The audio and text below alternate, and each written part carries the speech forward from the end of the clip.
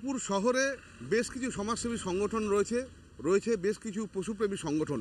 দীর্ঘদিন ধরে তাদের আবেদন ছিল আসানসোল দুর্গাপুর উন্নয়ন পর্ষদের কাছে, যদি তাদেরকে কোনো জমি বা কোনো আবাসনে দেওয়া হয় তাহলে পথকুকুরদের যে শারীরিক সমস্যা আছে বা তারা দুর্ঘটনার কবলে পড়ে যে পথকুকুররা, তাদের সমস্যার সমাধান করতে পারবেন তারা।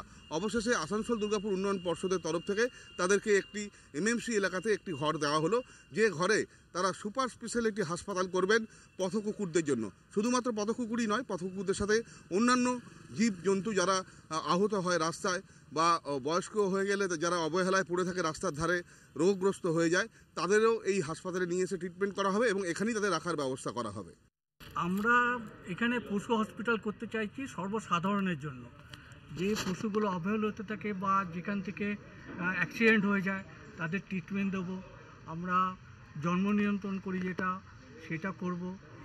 পশু পাখিদের যে ট্রিটমেন্টটা হয় সেটা আমরা বেসরকারিভাবে সেবা দেব। কোথা থেকে জমিটা পেয়েছেন?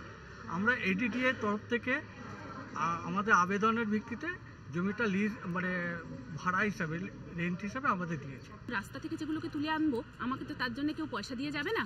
এবার সাধারণ মানুষ যদি সাহায্যের হাত বাড়িয়ে দেয় সেটাই আমার কাছে অনেক। কজন চিকিৎসক থাকবে এখানে? 2 জন চিকিৎসক আছেন অলরেডি আমাদের সাথে।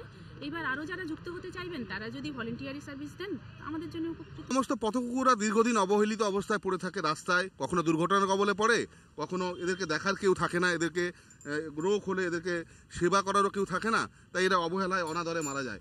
তাই এদের জন্য সুপার স্পেশালিটি হাসপাতাল তৈরি হচ্ছে দুর্গাপুর শহরে, এবং দুর্গাপুর শহরে এই উদ্যোগ নিয়েছে বেশ কয়েকজন পশুপ্রেমী।